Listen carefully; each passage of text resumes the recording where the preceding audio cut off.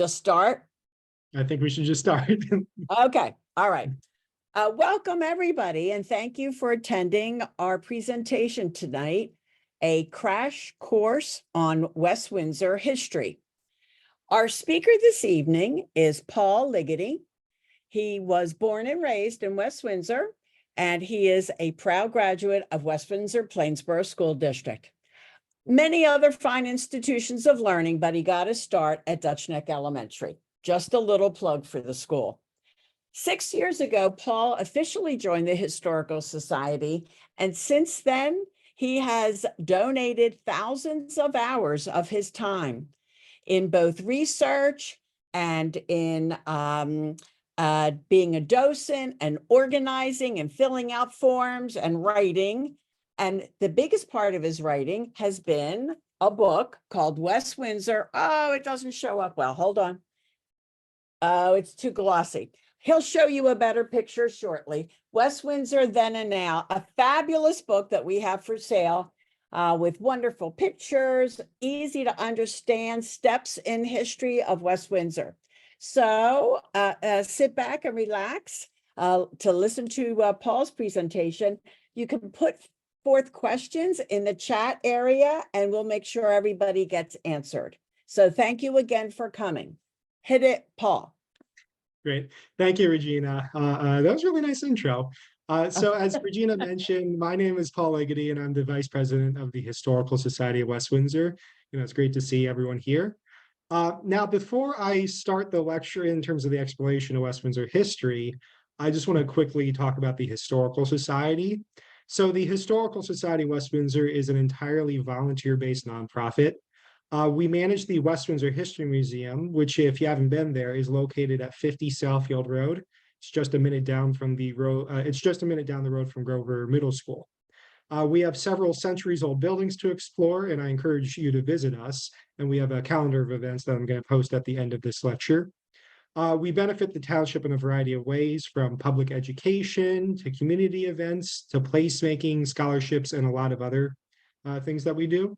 However, we can't do this without your support and community support in general, so please consider donating or volunteering via the link at the bottom of most of this presentation slides, including here. So in 2022, the Historical Society published a full-length book about West Windsor's history. This was in celebration of West Windsor's 225th birthday. And the book explores West Windsor's history from the Ice Age to the present day, and you can buy it at the link shown here. Tonight's lecture is an extremely condensed version of that book.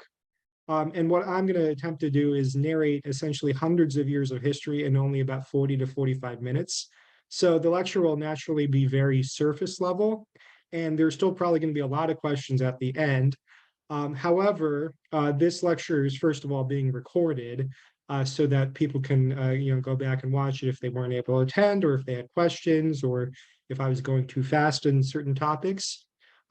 This is also the first of what's going to be several lectures this year, and then an ongoing lecture series in perpetuity. So this is the first that kind of builds the framework, and then we're going to have more subject-specific lecture and tours in the future. So stay tuned for updates on that.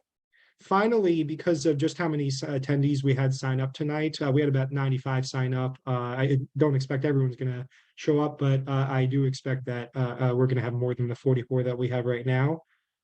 We unfortunately cannot let people unmute themselves because that would be a little bit chaotic. So instead, as Regina mentioned, there is a chat function. It looks like a little speech bubble icon. It should be at the bottom or top of your screen, and use that to type in the questions that you have. And I'm free to, I'm happy to stay for any period of time in order to answer any questions about West Windsor history. So let's begin with the actual exploration of the history. So the best place to start is the area's original settlers, who arrived here thousands of years ago, likely around the age of the last ice age. They were called the Lenni Lenape, and there's various spellings on the name. This one just has one N. And their name roughly translated to original or common person. Their territory, which is pictured here, which you can see included all of New Jersey and much of the surrounding states, was called the Lenape Hokan. Now, the Lenape were not one cohesive society. Rather, they were composed of numerous small and independent tribes, each with different histories and cultures. And that's what the map here shows as well. Those that lived in central New Jersey, including West Windsor, Plainsboro, Trenton, and the surrounding towns, were called the Assunpinks, name meaning a rocky and watery place. You may be familiar with the Assunpink Creek that runs through southern West Windsor. Now, before I continue, one thing I want to plug is that this Saturday, Plainsboro's Wyckoff House is going to provide a more detailed public lecture on the Lenape. I've included a link on the last bullet point. I don't know if they're already filled up or not, but in case there is still space and you want to attend, that's the sign-up link. And I'm sure that's going to be an interesting lecture as well. However, for now, we can get back to today's lecture. The Lenape traditionally lived in dispersed villages and maintained tribal territory cooperatively. Individual land ownership was not traditionally recognized. Chiefs were guided by a council of elders and held substantial authority, but were still subject to their tribe's collective will. There were gender roles in the Lenape culture. Men traditionally hunted, fished, they cleared land, they defended the tribe, while women traditionally farmed, gathered fruits and nuts, constructed houses and furniture, raised children, made clothing, and cooked meals. Interestingly enough, children belonged to their mother's clan, and leadership was similarly matrilineal and passed through the mother's line, meaning. The Lenape were also famously known as peacekeepers, but defended themselves if necessary.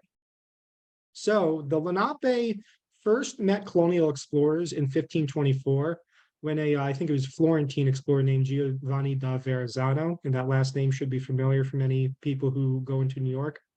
When that explorer rounded the tip of Sandy Hook and met some Lenape, but it was not until the 1620s when the Dutch founded the colony of New Netherland around present-day Jersey City and Manhattan that there was permanent relationships established.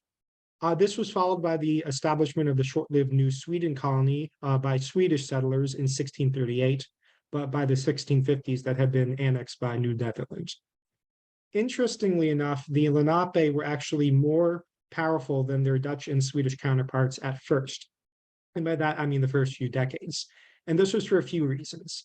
The Lenape were believed to have numbered between about 8,000 and 20,000 in their territory, so they far outnumbered the early settlers. They also knew the territory better and effectively used competition between the Dutch and Swedes to their advantage. As a result, relationships were predominantly nonviolent and trade-based for the first few decades, although it was not entirely nonviolent. There were a number of well-known conflicts, especially Keefe's War, which you can see in the third bullet point, but there were several others as well, and this list is not an exhaustive list. There were several other conflicts as well. None of those, however, as far as I'm aware, took place specifically within what is currently West Windsor's borders. So let's go on to the next slide. Now, although the Dutch and Swedes were the first colonists in New Jersey, they obviously weren't the last. In 1664, England annexed New Netherlands from the Dutch and renamed their territory New Jersey. Thousands of more British colonists soon arrived and claimed vast tracts of land. One of them was William Penn, who's pictured here, who you may recognize as the founder of Pennsylvania.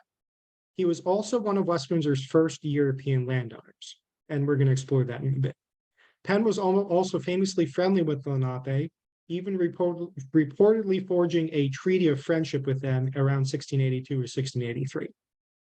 However, Penn was an exception, and issues only grew between the colonists and the Lenape as more settlers arrived in the area. And by the area, I'm still talking about generally New Jersey. We're not specifically focused on West Windsor yet. Notably, while the Lenape viewed land treaties with Europeans as agreements to share land, the Europeans interpreted them as agreements for the Lenape to fully cede ownership to the colonists. And that led to a lot of conflicts. Fraud also abounded. Perhaps the most famous case of that was in 1737. There was what was known as the walking purchase, in which several of William Penn's sons, among a few other men, helped defraud the Lenape of over 1 million acres in eastern Pennsylvania. But perhaps most devastating of all, well, actually arguably most devastating of all, were colonial diseases like smallpox, measles, and influenza, which killed thousands upon thousands of Lenape. That's obviously a theme that was very common throughout the Americas and not just New Jersey. So by the 1700s, the Lenape status in their homeland had become very tenuous due to war, due to disease, due to land acquisitions, due to just the general atmosphere as well. And as a result, a lot of the tribes began to leave their ancestral lands. From the early 1700s to the early 1800s, countless tribes sold their land to colonists and emigrated to New York, the Midwest, and Canada. After arriving in those places, many were further forced onto state and federal reservations. Research suggests that the Lenape left the West Windsor area by the very early 1700s, if not earlier. Yet, not all the Lenape left. The federal government recognizes 3 tribes, and 3 others are recognized at the state level, including 2 in New Jersey, the Nanticoke Lenape and the Ramapo Lenape Nation. The former is in southern New Jersey and Delaware, and the latter is in northern New Jersey, I think Sussex County. And these are the descendants of those who actually chose to stay, and they still had a history in New Jersey from their ancestral times up until the present day. Canada also recognizes 3 tribes in Ontario. And in these tribes, and also in those that are further out west, ancient traditions are preserved through powwows, which you can see one pictured here, charities, the resurrection of old dialects, and advocacy for rights and recognition. So in West Windsor, there are still vestiges of the Lenape. I think, needless to say, there have been artifacts such as arrowheads and more that have been found in West Windsor, especially along waterways and farmland. We also have a deed from 1703 that shows the Lenape selling hundreds of acres of land south of the Assunpink Creek. And notably, in what's pictured here, is that West Windsor is home to wetlands that were once owned by a man named Moses Tanda Tatami, who was a prominent peacekeeper and negotiator in the mid-1700s. However, he is obviously long gone, like much of his kin from the West Windsor area. Following the Lenape's departure, the land was thus open to inhabitation by West Windsor's first colonial settlers, which we will now start to explore. So the first colonial land acquisitions in the area began in the 1690s and were at first just a few gigantic land purchases, which are shown on this map. Each of these is thousands of acres. Well, the larger ones are thousands of acres. And I want to point again to William Penn, who purchased over 6,500 acres in 1693, a territory that was eventually called Penn's Neck. He and David Lyle, to his east, shared a division line that is now known as Penn-Lyle Road. That's where the name comes from. However, neither they nor anyone else on this map actually lived in West Windsor. Instead, starting in the 1690s and especially accelerating in the 1730s, these absentee landowners began to sell their land to the first colonial settlers. So again, the 1730s specifically marked the first large wave of colonial settlement in West Windsor. These pioneers came largely because of fertile soil and waterways, which helped them establish profitable farms. Early families here included names such as the Skanks, the Covenhovens, Updikes, Voorhees, Bergens, Tyndalls, Hutchinsons, Ashleys, Grooms, Rogers, and a whole host of other names that I could spend another hour listing. They turned thousands of acres of forest and meadows into endless expanses of farmland. And this agricultural identity that they established would dominate the township's identity for the next 2 centuries, actually until the mid to late 1900s. They also built sturdy homes, barns, and houses of worship of timber and stone, and they also carved dirt farm lanes through the landscape, some of which became the roads that we drive on to this day. In those early days, West Windsor did not actually yet exist. Instead, we were part of a significantly larger entity called Windsor Township, or the Township of Windsor, which was named in honor of the Royal English town of the same name. Now, Windsor Township did include West Windsor, in addition to all the towns that you can see here in green. And notably, this included all of present-day Princeton, that was southeast of Nassau Street, which is an important point I'll come back to later. Now, despite its size, Windsor Township was actually hardly populated at first. Let me go a little bit back. But growth was inevitable given the area's waterways and fertile soil. And West Windsor retains a few remnants of this original wave of settlement and growth. For instance, and these are just two examples of many, the Skank-Covenhoven Cemetery, which is on the right, which is north of Washington Road and west of Route 1, dates back to at least 1746. Several houses in West Windsor also may be from around the same time period, including possibly the West Windsor History Museum's farmhouse. Even today, our town still has about 200 sites that are at least 100 years old, and about 20 of them may be from the 1700s. Now, the area's agricultural abundance was indisputable, but so was slavery. Numerous records document slavery in Windsor Township and West Windsor after it, including tax rolls, wills, newspapers, and records of sale. And that research is some of that research that we've collected is actually very new, so we're still evaluating it. A census from 1790 reveals that 190 people were enslaved in Windsor Township, and an 1802 tax roll shows that about 24 were enslaved. By 1840, 3 individuals were still enslaved in town, according to the census taken that year. And in the 1860 census records a 76-year-old woman named Diana Updike still being enslaved. And she might have been one of the last 20 or so slaves in New Jersey at that point. It was not until the ratification of the 13th Amendment in the 1860s, and I believe New Jersey was possibly, it might have been the last one to ratify it, and I think it was pretty resistant towards ratifying it, that slavery's abolishment was more stringently enforced in the state. So next, let's talk about the American Revolution. In late 1776, because West Windsor played a variety of roles. So in late 1776, the Patriot cause was looking pretty bleak. There had been defeat after defeat after defeat that had plagued George Washington's army since the beginning of the war. And many of his soldiers, because of low morale, were set to leave at year's end when their contracts expired on January 1st, 1777. So to many patriots, the American cause might have seemed doomed. However, on December 26, 1776, Washington's troops surprised and attacked Hessian auxiliaries at Trenton and emerged triumphant. And I'm sure most of you have heard of the Battle of Trenton, which is what I'm talking about.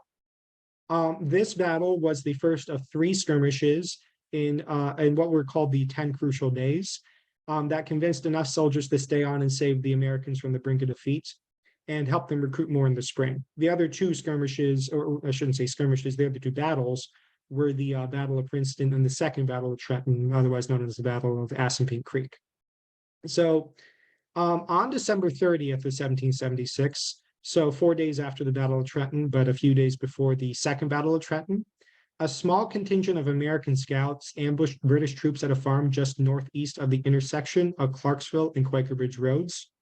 And these captured troops apparently divulged information about British movements to the Americans that helped them with the Second Battle of Trenton and the Battle of Princeton. Of course, West Windsor also played other roles in the American Revolution and the founding of the nation. The Historical Society knows of about up to about 40 local soldiers, including a man named Jacob Bergen, who also hosted the Continental Congress at his tavern in Trenton in 1784. We also have records of the British burning several local farms and mills in present-day West Windsor.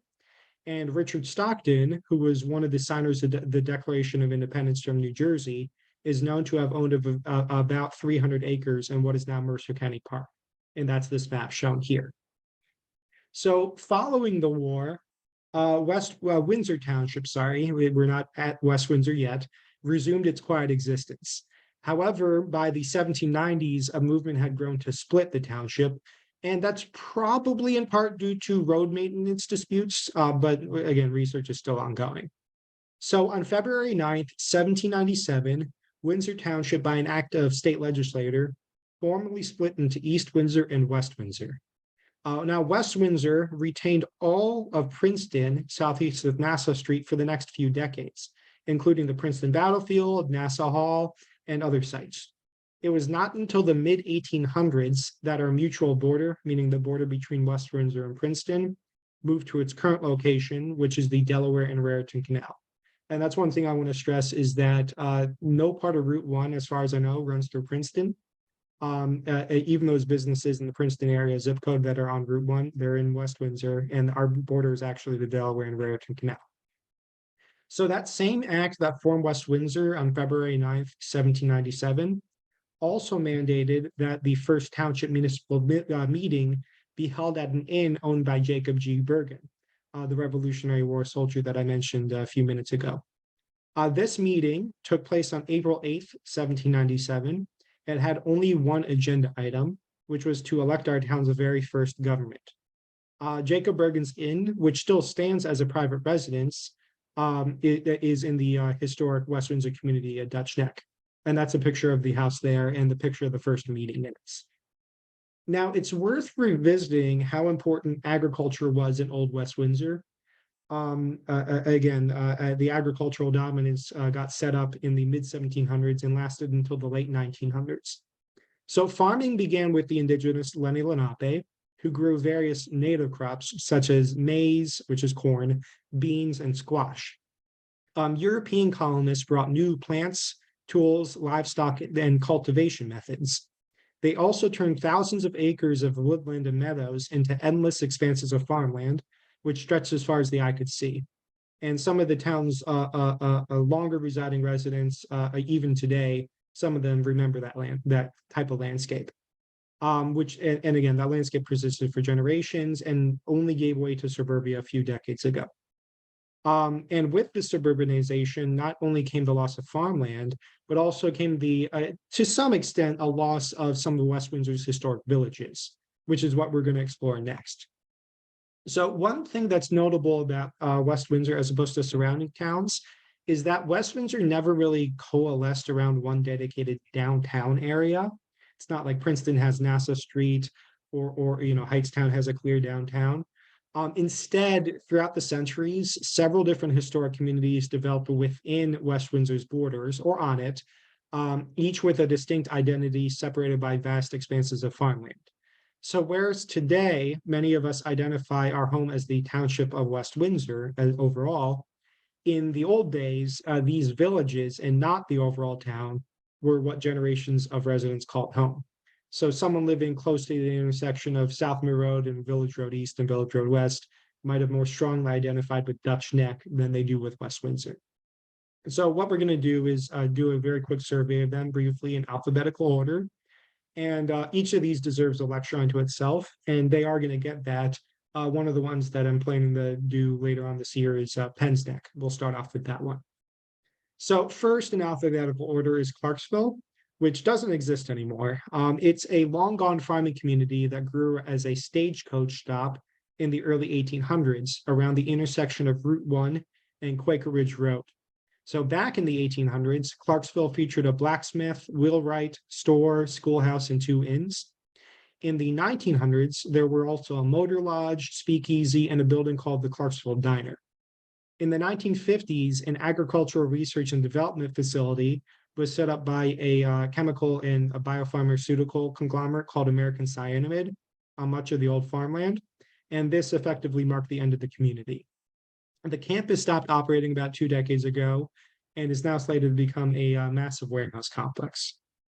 Next, we have Dutch Neck, which is located at the intersection of South Mill Road and Village Roads East and West.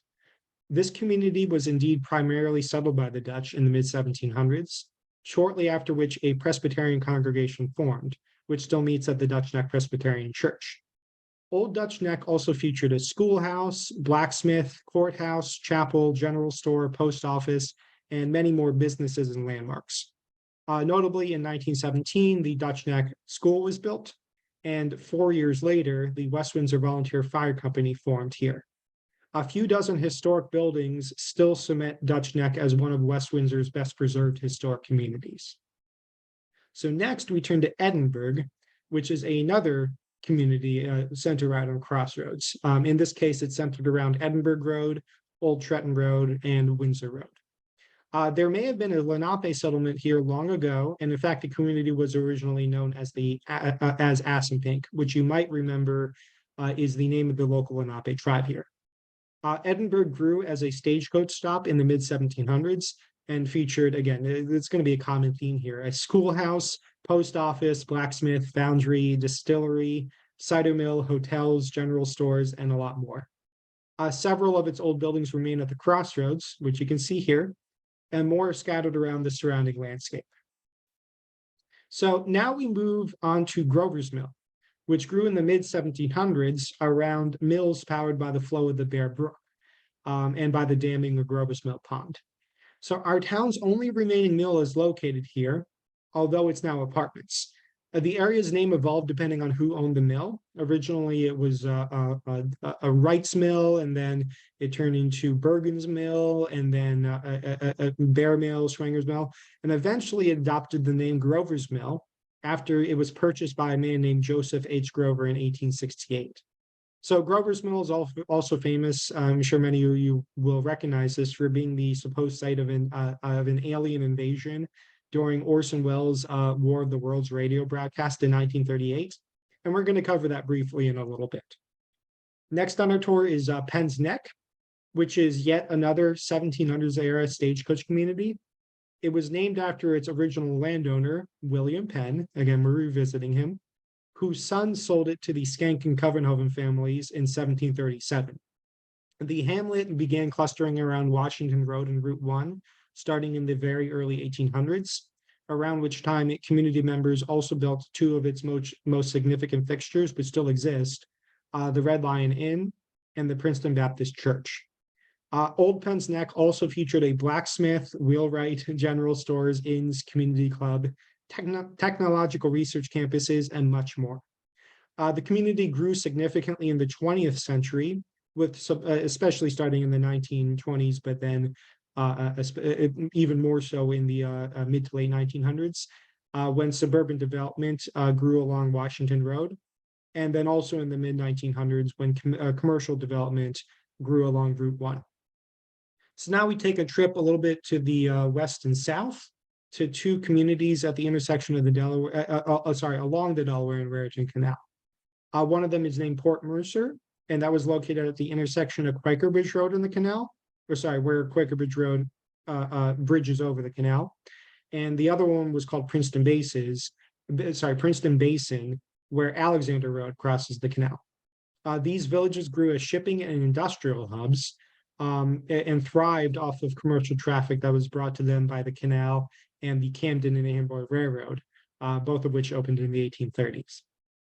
Both communities featured toll bridges, railroad stations, hotels, stores, and numerous manufacturing facilities, and they all had their heyday in the mid 1800s. After canal traffic began to die out in the late 1800s, these communities also declined. Today, Princeton Basin is virtually non-existent. There's only, I think, a handful of buildings there. But Port Mercer is still identifiable as a community, and all but one of its original buildings still exist. Although the landscape around it has obviously been developed with shopping malls and housing developments and more. So next we have Princeton Junction, and I believe this is the third to last, which I want to emphasize is absolutely not the same thing as West Windsor Township. A lot of people conflate the two. Instead, historically, Princeton Junction was just one of several villages within West Windsor.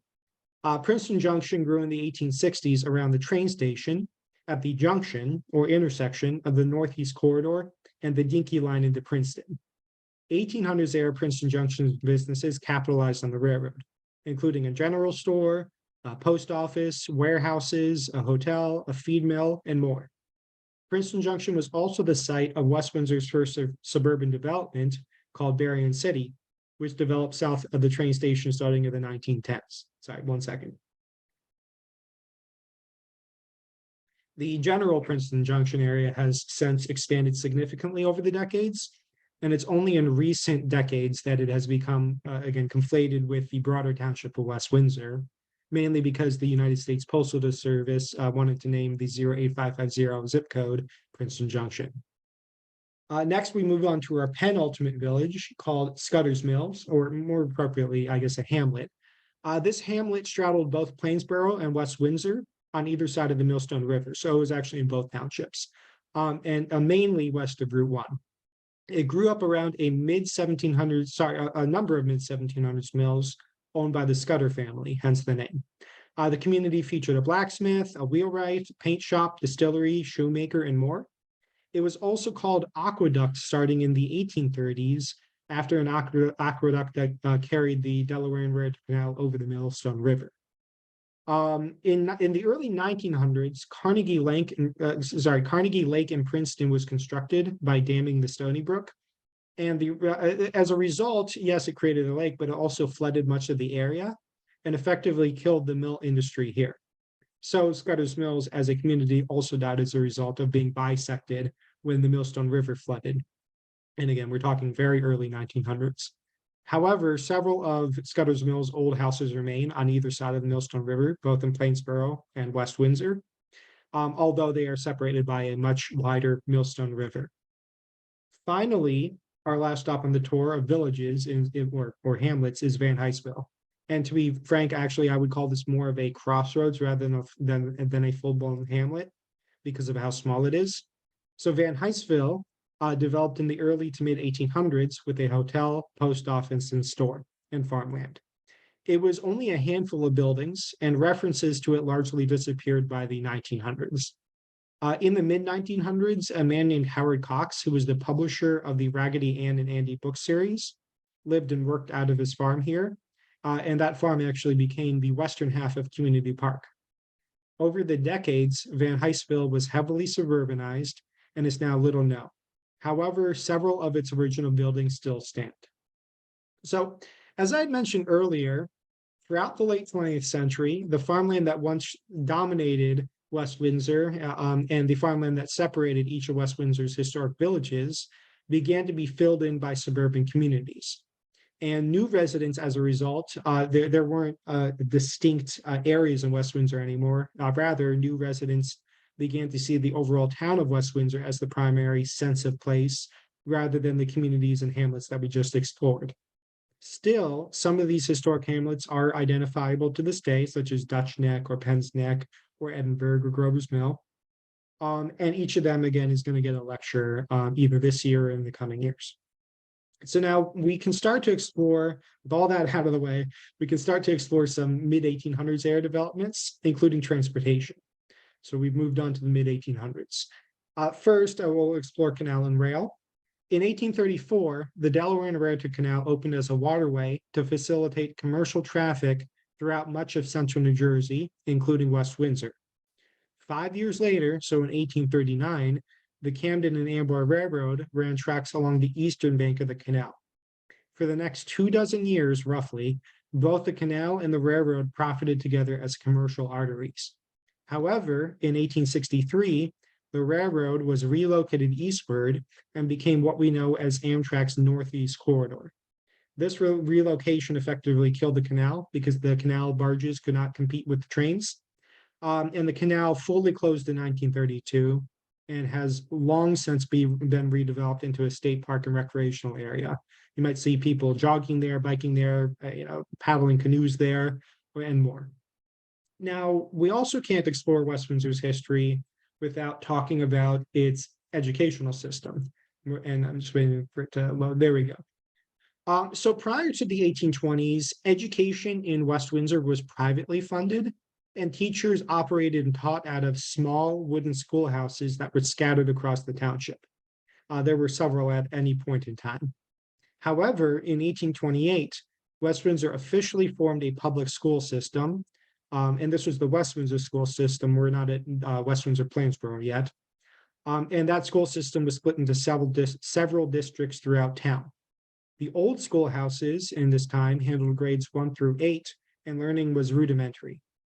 Students often sat on benches and wrote upon slate slabs, and the schools were heated by a stove. Discipline could be harsh and it ranged from, someone being rapped on their knuckles by a ruler to actually getting monetary fines. In the 19th century, children either walked or rode horses to school. And of course, religion influenced education, with texts containing outright Christian teachings and schoolhouses themselves often doubling as religious gathering places. So this atmosphere that I just spoke of lasted until at least 1917, when the old wooden schoolhouses were finally replaced by the brick and stone Dutch Neck School, which still operates, and a long gone twin known as the Penn's Neck School.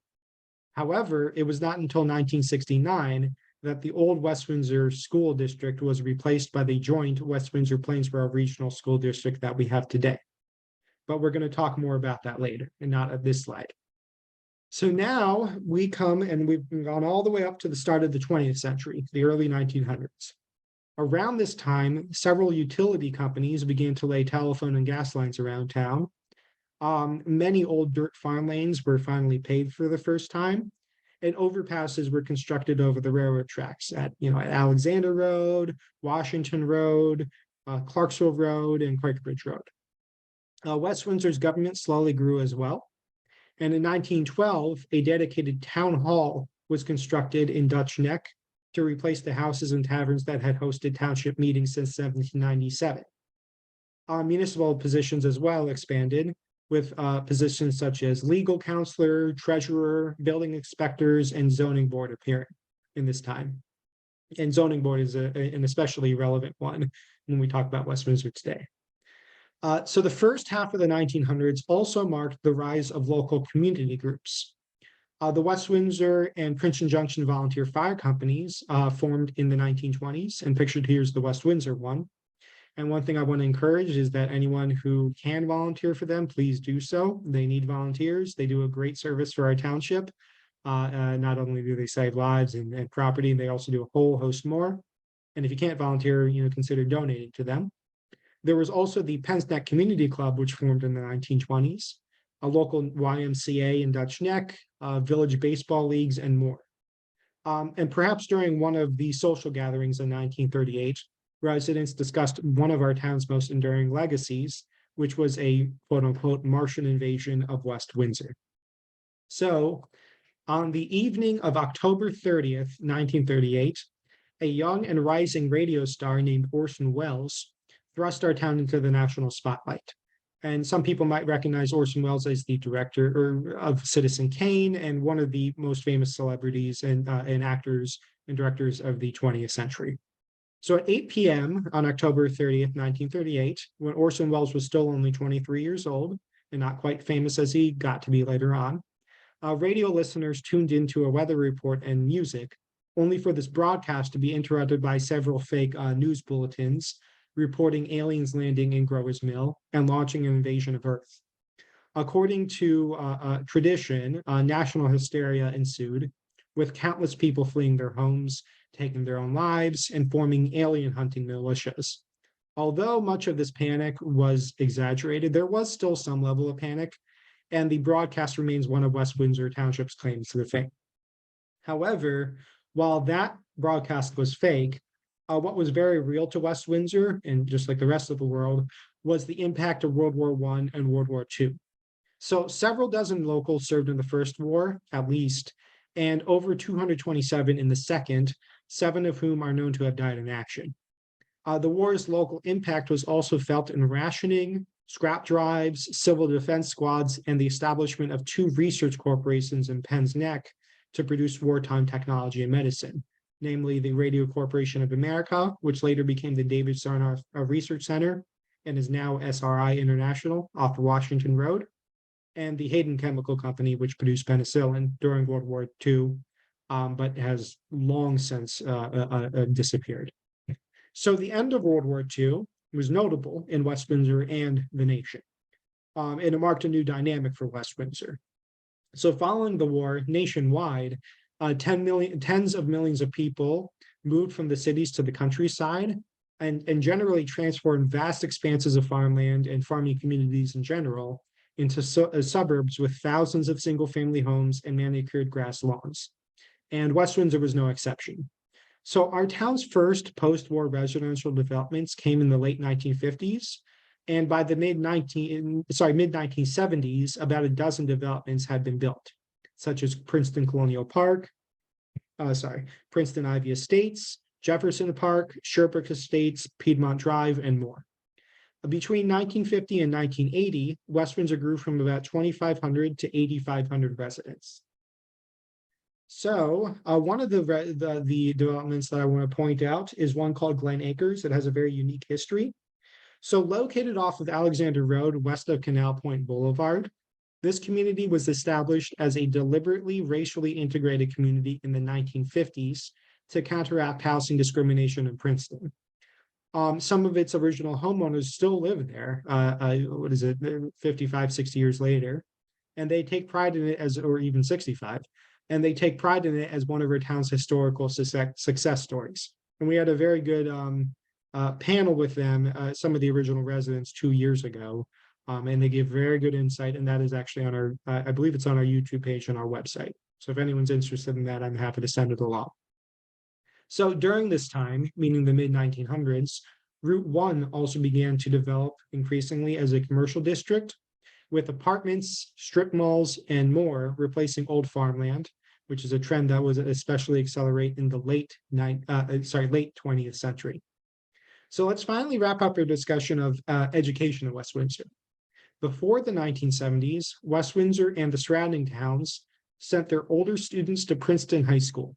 However, in the mid-century, Princeton was also growing rapidly and effectively couldn't accommodate us and the other surrounding towns for much longer. So they gave us until I believe it was the mid-1970s to stop sending their students there. So West Windsor searched around, so did other towns, and ultimately West Windsor and Plainsboro soon agreed to split the cost of building a high school. As a result, they consolidated their school districts, and the West Windsor-Plainsboro Regional School District formed in 1969. 4 years later, the West Windsor-Plainsboro High School, which is now known as High School South, opened. And obviously the school district has grown significantly in the decades since. We have Town Center, we have Groveland Middle School, we have Village School, we have a variety of other educational institutions. Now, as I had mentioned before, I think I did, our town was home to just 2 houses of worship for about 160 years. So the Princeton Baptist Church of Penn's Neck and the First Presbyterian Church of Dutch Neck, well, both have congregations that had roots that started in the 1700s, and both of their houses of worship were built in the 1810s. However, for around the next 150, 160 years, there were no other religious institutions in town, let alone houses of worship. However, this reality began to change in 1966, when the first worship services for what eventually became the Prince of Peace Lutheran Church took place. Following this was a West Windsor Catholic Club in 1972, which became St. David the King, I believe, in 1981. There was a local mission for the Church of Jesus Christ of Latter-day Saints in 1975, the formation of the Evangelical Windsor Chapel in 1976, Beth Chaim in 1971, and all of these ones that I'm mentioning do have houses of worship now. And again, we're still talking about the religious institutions that formed in the mid-1900s. So there are others that I've not yet gotten to. So from 1970 to 1975, our town's government also grew significantly. And again, I want to emphasize that the theme of the post-war environment was one of growth, and the theme of the late 1900s was one of rapid growth. So in 1952, both the planning board and the mayorship officially formed. The township adopted its first master plan in the 1960s. The same decade, the West Windsor Police Department organized. The area's suburban development also necessitated sewerage and water supervisors and a conservation commission. And local organizations also grew, including political groups, Boy Scouts and Girl Scouts, the West Windsor Lions Club, an emergency service called the Twin W First Aid Squad, and other organizations and institutions. So now, with all that out of the way, we finally turn to the period in which West Windsor transformed the most. This was the late 1900s, which was a period of unprecedented growth for our small farming community. And this was also a period of time in which West Windsor gave way to rapidly growing suburbia.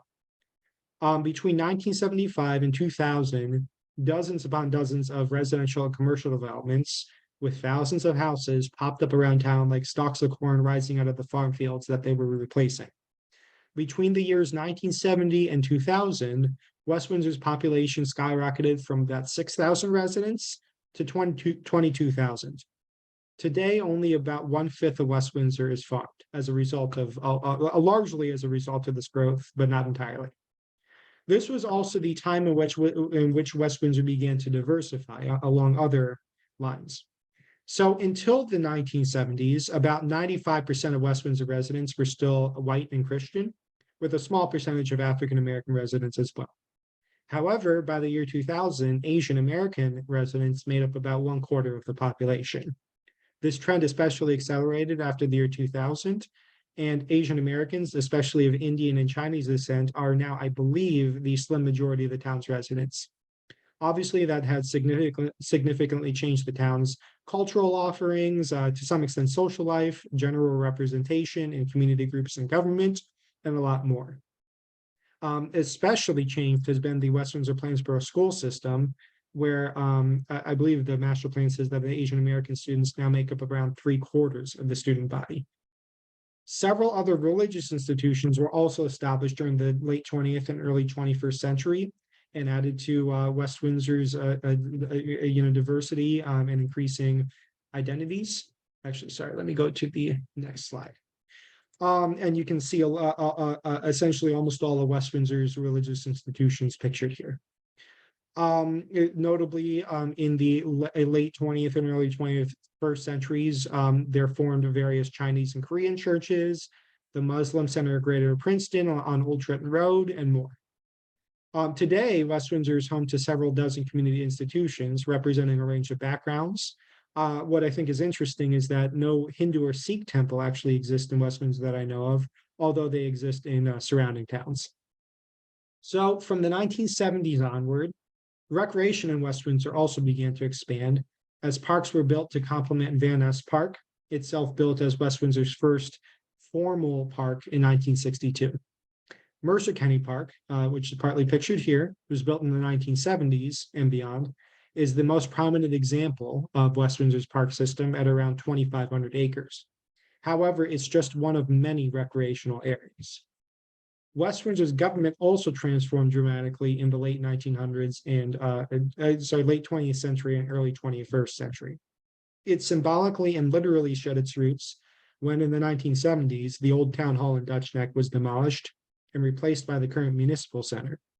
A variety of new committees focused on recreation, senior services, pedestrian and bicyclist needs, human relations, and much more. In the 1970s, a woman named Carol Beskay became the first woman mayor, and I believe she was also on the zoning board, planning board, and a variety of other township institutions.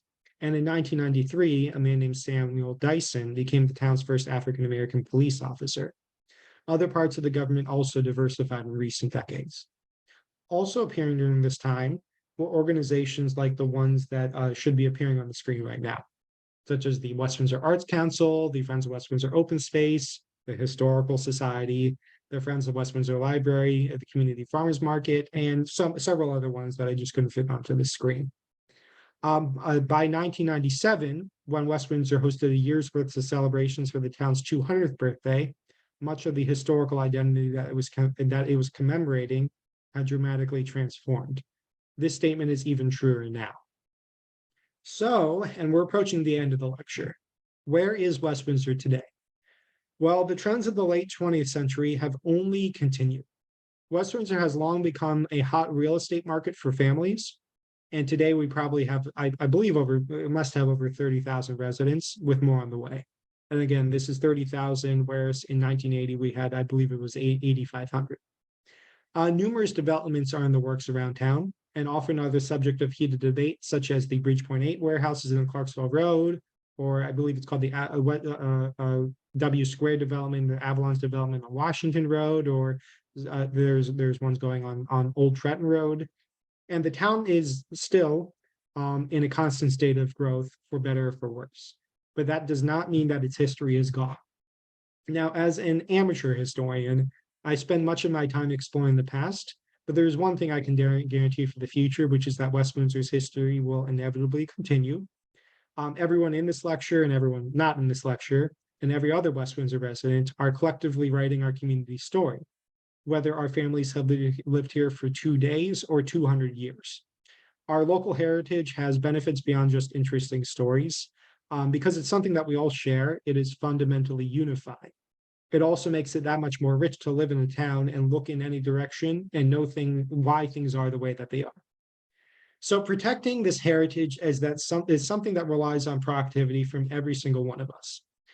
This includes not tearing down historic homes, saving manuscripts and artifacts, and documenting the present for the sake of the future. It also involves supporting and volunteering for organizations like the Historical Society of West Windsor, and I hope that some of you do, and helping us promote West Windsor then and now. So that is the presentation. Thank you all for your time. I'm happy to take any questions. Now with the I see that we do have a few questions in chat already. And if you want to put additional questions in chat, please do so. I'm happy to answer them. And we'll go from there. So thank you. Thank you, Paul. That was one of your best, I think, for the couple I've seen in person or not. Great visuals, really good pacing, easy to understand. So thank you. It's a lot to do in a short amount of time. Mhm. So one of the questions was, how many years was the Fireman's Carnival held? So for those who don't know what it was, the field across the road from the high school south, it's now called Rogers Arboretum, was once the site of an annual carnival that was held by the I forgot which one of the fire companies, if not both. I believe that was from the early to mid 70s to the mid 80s. In 1984 might have been the last year that they were held. They had various carnival rides, and a lot of longtime residents remember growing up with that as a routine and beloved summer tradition.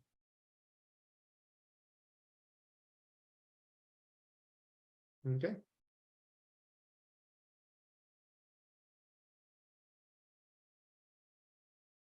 Anyone else have any questions? Feel free.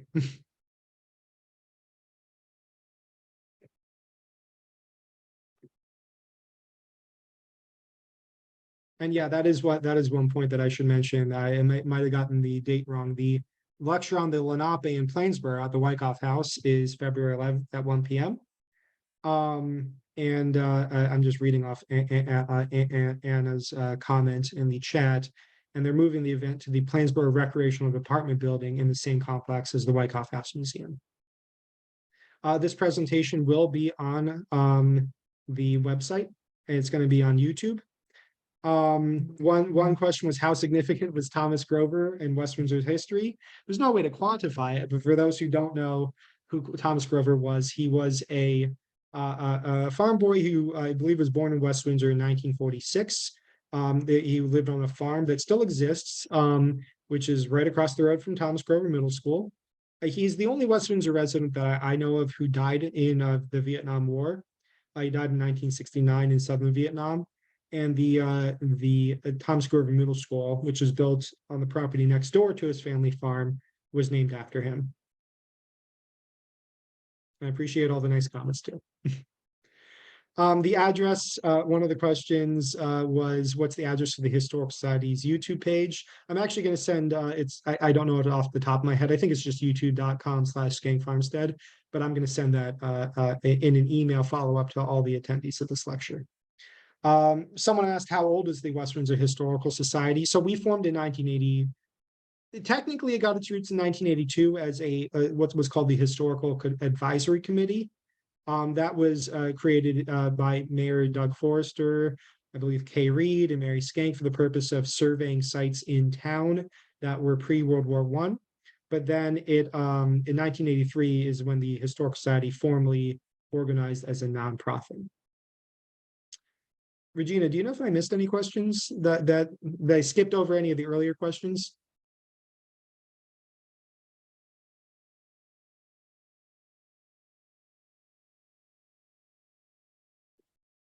And I appreciate You're good. Everything you answered. I was just going to mention that I see lots of names that I think may be students, and I think I saw their teacher or advisor, Rebecca McClellan Crawley. So thank you so much for bringing in the next generation of historians. We're really trying to reach out. to this age group.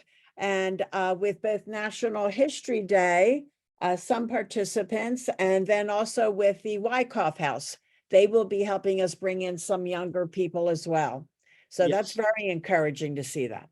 Yes, and I do want to emphasize that if people are interested in volunteering with us, our website is at the bottom of the screen that I'm sharing, westwindsorhistory.com. We also have our calendar of events on as well, which is westwindsorhistory.com/events, if people want to become involved in that way. And a comment from another teacher, Mr. Dolce.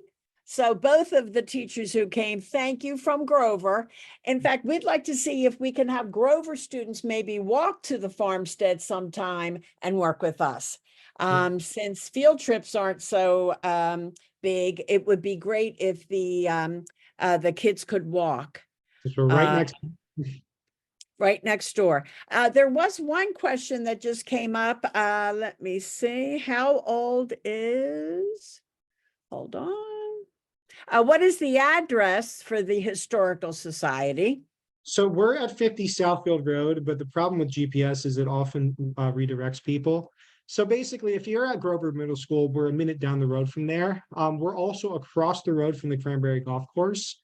So we're going to be the gravel drive. If you're driving away from Grover Middle School towards Princeton Hightstown Road, we're going to be the gravel driveway, a very long gravel driveway on the right. There's going to be a red barn. You'll see a white farmhouse, and you're going to see farmland.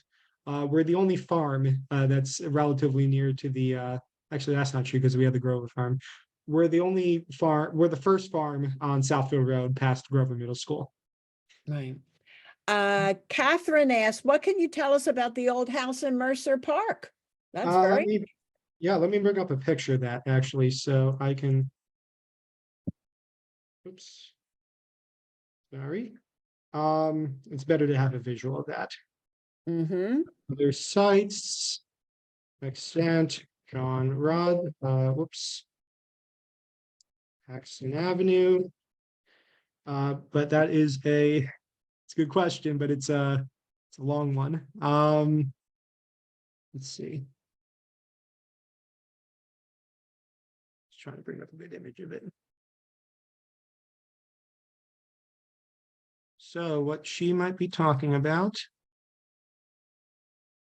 is this building. That's it. So this is called the John Rogers House. It was built sometime around 1751, or sorry, 1757, I believe, or 17, maybe it is 1751 or 1761, which you can actually see carved into the brick here. It was established by the Rogers family, built in the Rogers family around that time, and was a house that was passed down for about 150 years through the Rogers family and then through a variety of other families until it became part of the Mercer County Park System in the 1970s.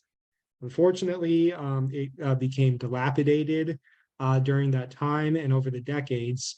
And the county salvaged it at the in the very end in the 2010s. In the 1970s, it was added to the National Historic Register and still is on the register.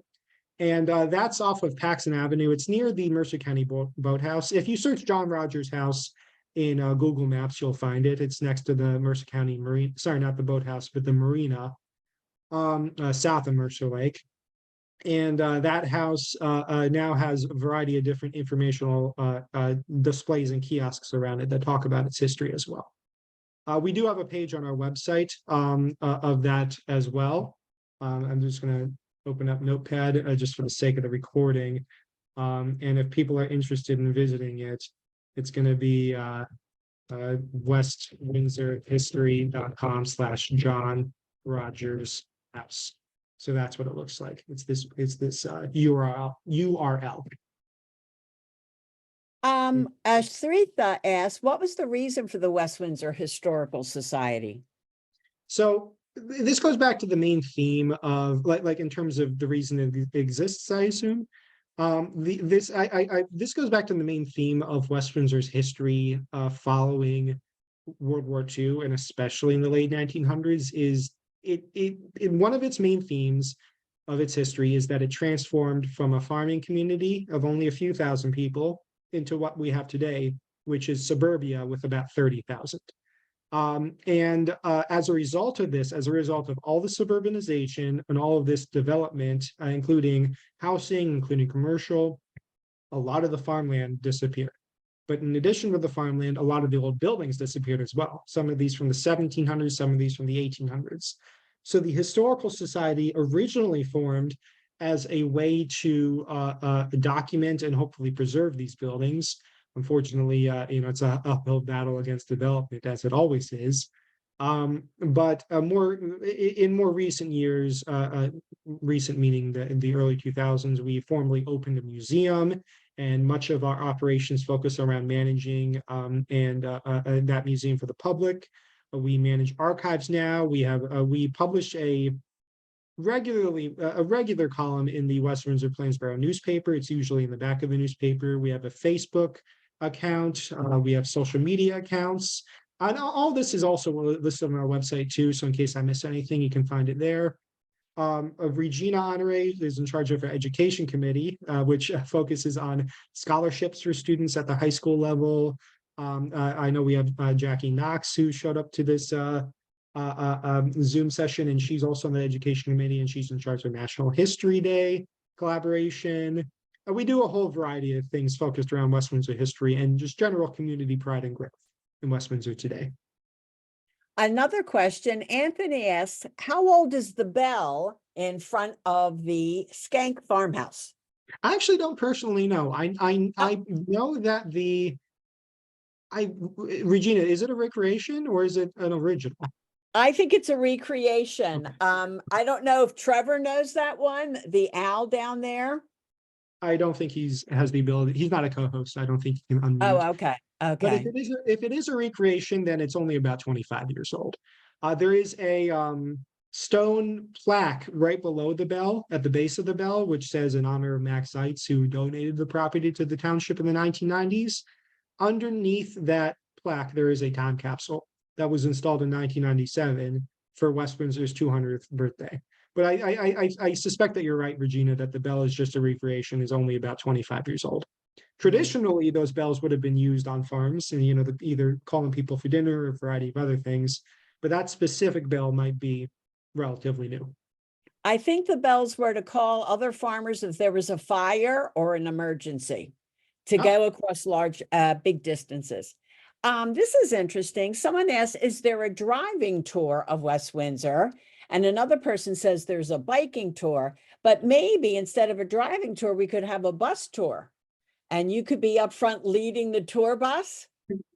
It's an idea. I know that that I've been on other bus tours, which is nice.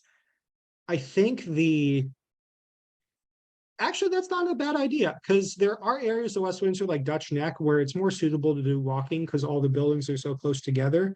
And you can get off and on. Yeah, but there are other areas where walking or biking is a lot harder, like in Penn's Neck or Edinburgh. One thing we're considering is taking videos of these communities and being able to have an online tour that people can watch from home, or combine that with a lecture. So, I or someone else would be narrating it.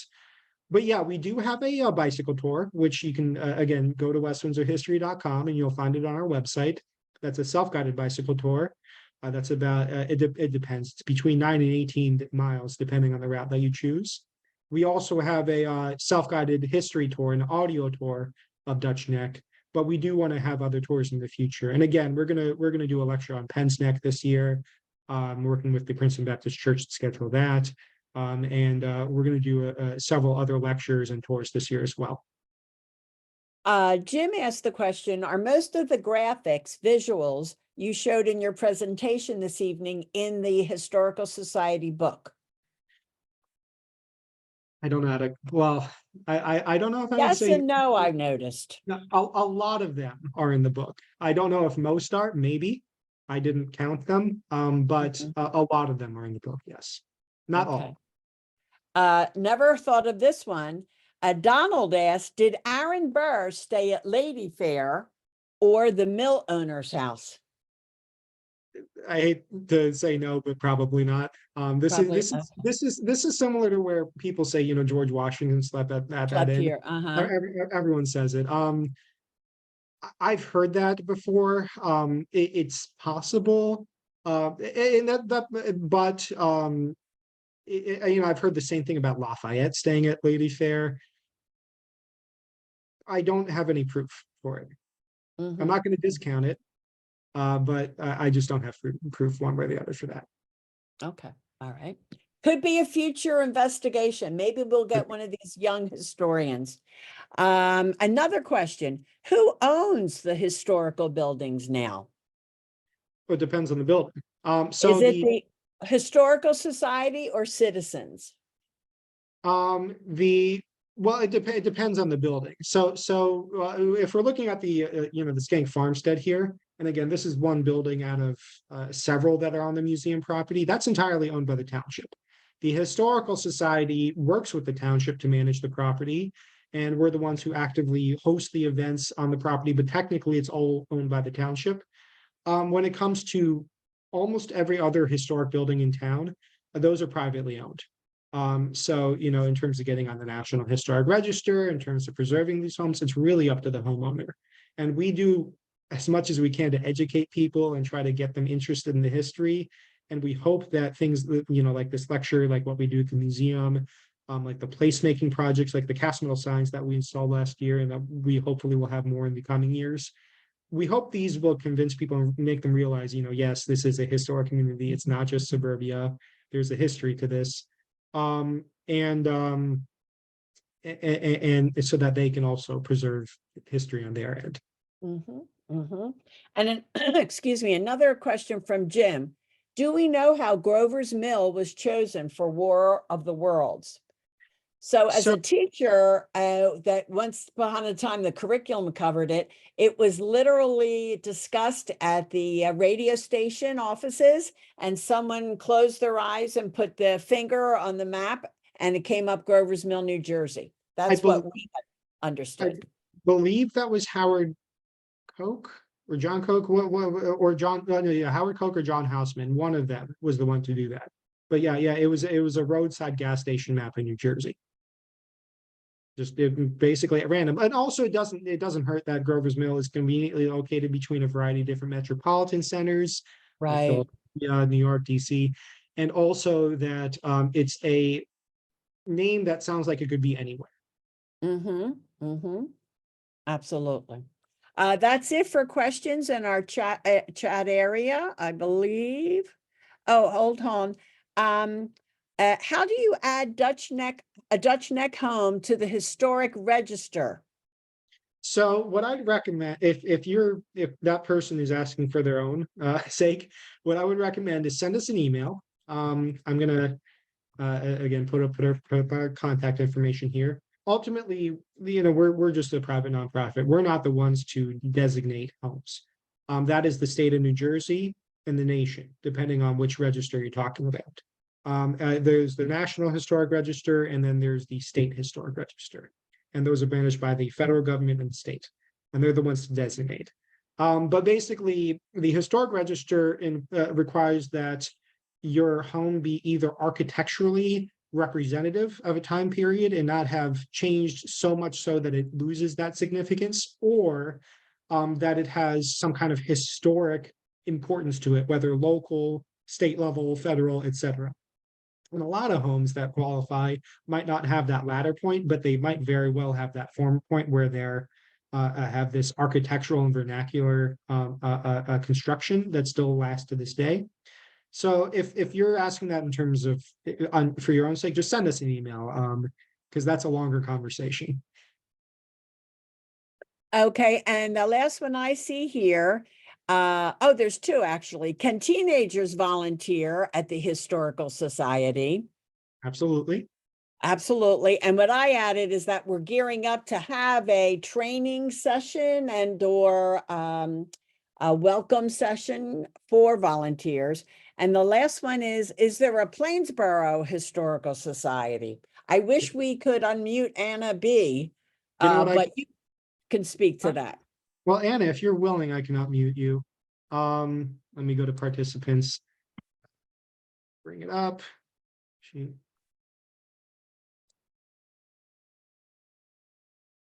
oops. Hi, Anna, can you hear us?